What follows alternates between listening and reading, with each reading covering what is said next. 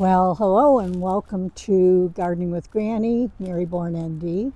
And today we're outside. We're going to take a little garden walk.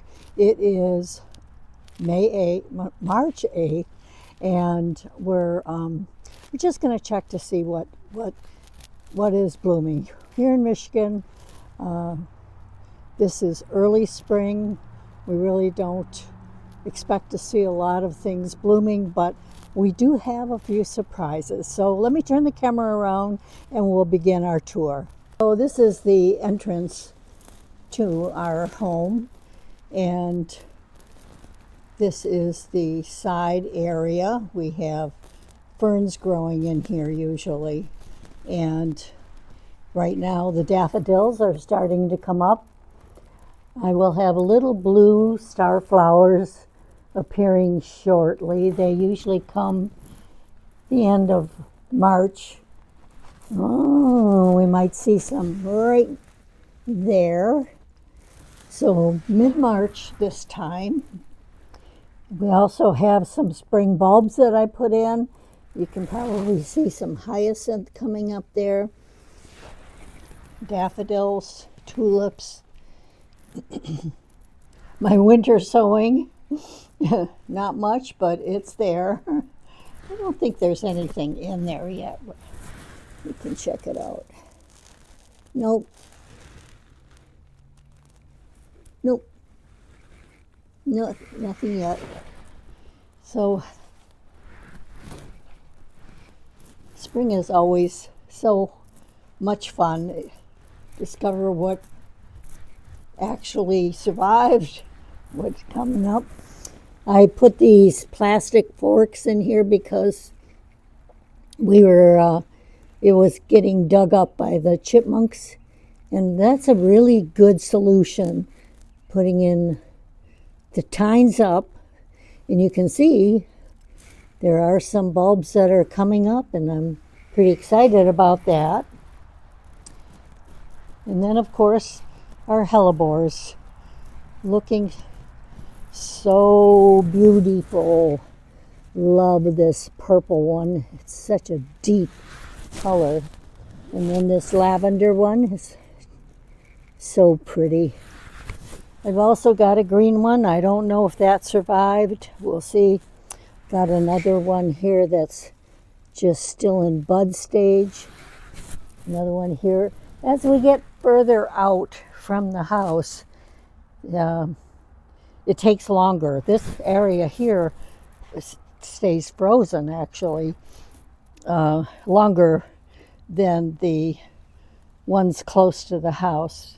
So the heat of the house probably helps it. You can see our thuja. Thuja? No. I'll put it below. Got a sprig of sage there. Got some tulips coming. And little buttercups. If it was sunny, they'd be open. So, and of course, this hydrangea. It's got some shoot.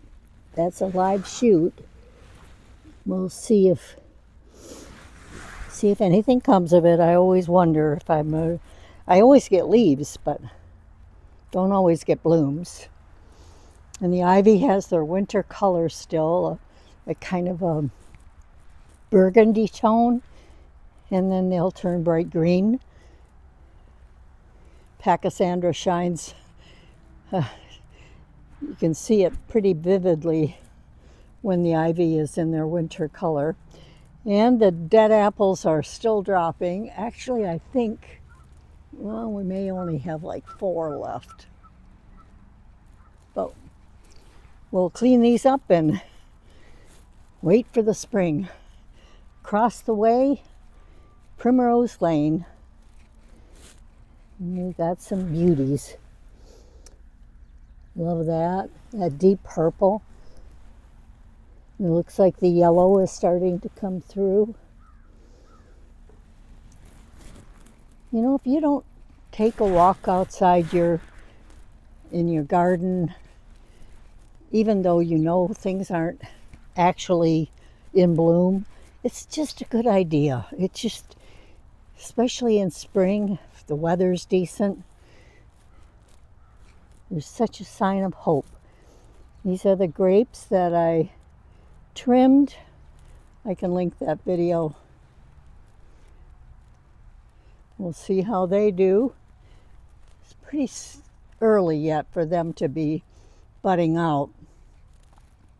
You know, you really, in Michigan, you don't really want to see the flowers of fruiting trees, or because if you see it too soon and then they get a cold spell, there goes your fruit for the season.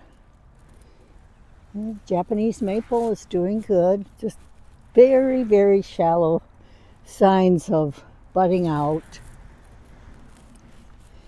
I've hired somebody to help me finish cleaning up these two beds. My herb garden over there, it's going Monday, we're going to work on that. This is Friday. Got a little bit of crocus here. Again, if it was sunny, those would be wide open. But you know, the squirrels, sometimes they hide things where you don't really want them, but they're kind of a joy when you when you least expect it. We're supposed to be getting some rain soon, and I'm feeling it. Humidity is pretty heavy right now. This bed too will be cleaned up. I will be glad to get the help for it. Those lilies are wanting to show their surface, and the peonies not poking through yet, not these anyway. More lilies over here. They're coming up. Variegated willow is all trimmed up and looking neat for the season. I think I cut that back 2 or 3 times each year just to maintain the size, because it would get unwieldy otherwise. And this mess will get cleaned up shortly as well. Start growing some veggies and yummy stuff. I've already started my seeds down in the basement. Then we've got, put more stuff, more dirt in here. Get those filled up. And then I've got something coming up here.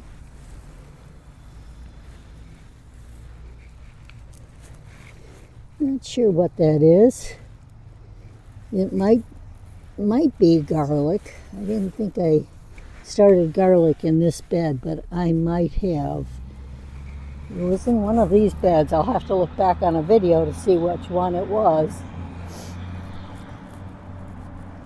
I know it wasn't this one, because this one still had Swiss chard and kale, I think, or something like that. So we only got it protected partly. And another one, this one had our tomatoes in. So this year, we'll be having green beans in this one, and switch it up just a bit so I don't get, disease. This is hostas, 2 hostas beds, and they're going to be trimmed up. We may not get to it all on Monday, so I'll probably be doing another tour at the end of March, and you can see what we've accomplished. This is my berry patch, and we've got some elderberry. This is one variety of elderberry coming up. More down at the bottom there at the base. This is my black lace elderberry, and you can see the buds are forming. And then around the corner here is my standard elderberry, and it too is showing some wonderful signs of growth.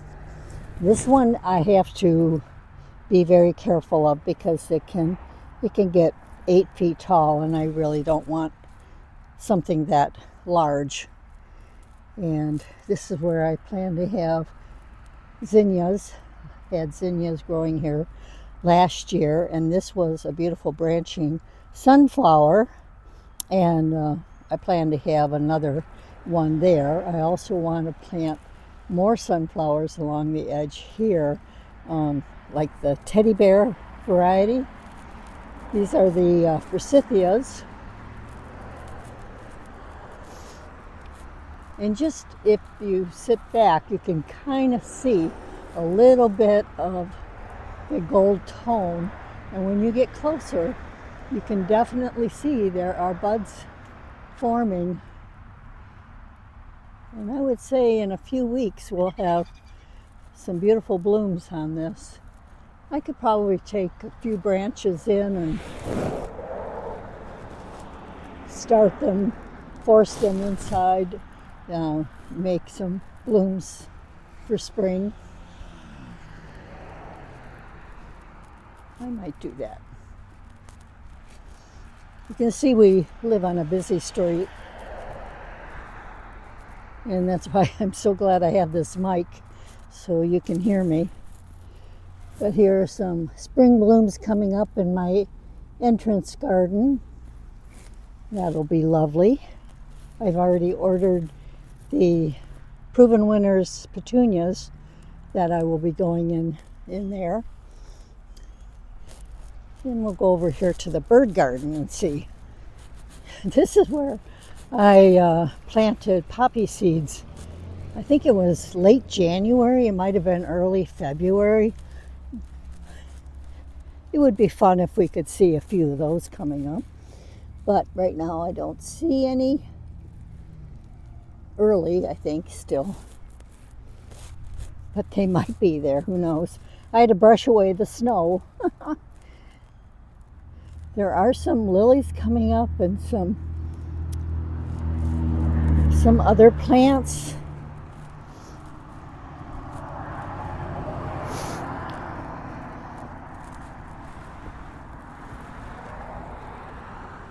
There's a seed pod here.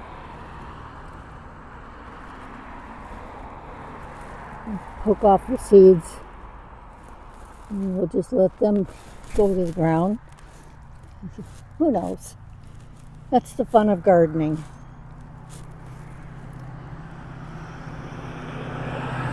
I'll be cutting back these grass so the new growth can come up. If you wait too long, you're cutting the green off with the dead, and we don't want to do that. So the Japanese maple is not budding out just yet. Soon we'll have those gorgeous red leaves.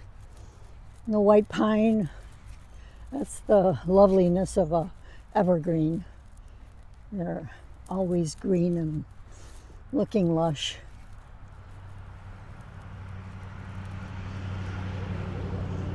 And the tulip poplars are tall. Nothing growing on them yet. And this cherry tree will be cut down this summer, or maybe late spring. I don't know what to put in this expanse, whether I want to put some flower beds or what. I don't think I want to put a tree because then it'll shade the veggie garden that I've established in my raised beds. Give me your thoughts. What do you think I should do? We're going to do the best we can at leveling it. These lights no longer work. They were a good idea. We tried different things. But I think what we're going to do is probably put some lights on the the raised beds. And they have, the Vego Garden people have lights that, because it's metallic, they're magnet and they can sit right on there and you can switch them around, and that might be kind of pretty to see a few lights along the driveway. This old apple tree has been here since before we moved in, so it's a good 60 years old. It did give us some apples last year, but unfortunately I don't pay it that much attention. It hasn't been pruned and pretty much been ignored. That's a crabapple tree, and during one of the windstorms it knocked a few branches down, and that one's one of the original trees as well. This wild cherry, huge tree. And it's probably at the end of its life cycle. Gorgeous fir tree there. Love that. So we do have some beautiful old trees, and there's an old lilac. A lot of these trees and bushes we never planted. In fact, the birds planted that beautiful maple. I have a couple of trees that I can thank the birds for. I have a cherry tree. You can probably see the top of the cherry tree next to that long evergreen. That's a cherry tree that the birds gifted us with, just beyond the juniper. So that's it. Not much happening in the early part of March on this rather cool overcast day here in Michigan. And I thank you for taking the tour with me. And at the end of the month, we're going to be seeing some different looks in this. Going to be quite different. See, these peonies are poking through. You can definitely see them. So that's it for Gardening with Granny. Thank you for the attendance in the early March garden tour.